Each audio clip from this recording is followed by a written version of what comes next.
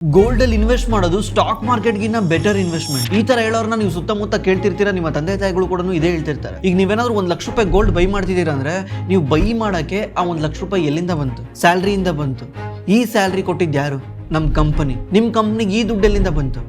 ನಮ್ಮ company business ಮಾಡುತ್ತೆ, ಅಲ್ಲಿಂದ ಬಂತು. ನಿಮ್ಮ ಕಂಪ್ನಿ ಬಿಸ್ನೆಸ್ ಸ್ಟಾರ್ಟ್ ಮಾಡಕ್ಕೆ ನಿಮ್ಮ ಕಂಪ್ನಿ ಯಾರು ದುಡ್ಡು ಕೊಟ್ಟಿದ್ದು? Stock market. ಆಗಿದ್ರೆ ಸ್ಟಾಕ್ ಮಾರ್ಕೆಟ್ ಸೇಫ್ ಅಷ್ಟೇ ಅಲ್ಲ, ಗೋಲ್ಡ್ ಅಲ್ಲಿ ಇನ್ವೆಸ್ಟ್ ಮಾಡಕ್ಕೆ, ಸೈಟ್ ಅಲ್ಲಿ ಇನ್ವೆಸ್ಟ್ ಮಾಡಕ್ಕೆ ದುಡ್ಡು ಎಲ್ಲಿಂದ ಬರುತ್ತೆ?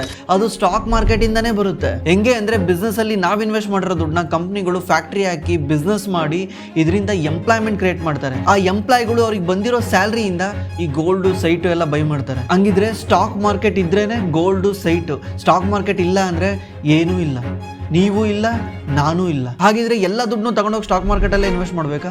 ಹಂಗಂತ ಅಲ್ಲ, ಎಲ್ಲನೂ ಡೈವರ್ಸಿಫೈ ಮಾಡಬೇಕು. ಗೋಲ್ಡಲ್ಲಿ ಇಷ್ಟ ಆಗಬೇಕು, ಸ್ಟಾಕ್ ಮಾರ್ಕೆಟಲ್ಲಿ ಇಷ್ಟ ಆಗಬೇಕು, ರಿಯಲ್ ಎಸ್ಟೇಟಲ್ಲಿ ಇಷ್ಟ ಆಗಬೇಕು. ಅದನ್ನೇ ಡೈವರ್ಸಿಫಿಕೇಶನ್ ಅಂತಾರೆ. ಹಾಗಿದ್ರೆ ನೀವು ಜಾಸ್ತಿ ನಿಮ್ಮ ದುಡ್ಡನ್ನ ಎಲ್ಲಿ ಇನ್ವೆಸ್ಟ್ ಮಾಡ್ತಿದ್ದೀರಿ? ಕೆಳಗಡೆ ಕಾಮೆಂಟ್ ಮಾಡಿ.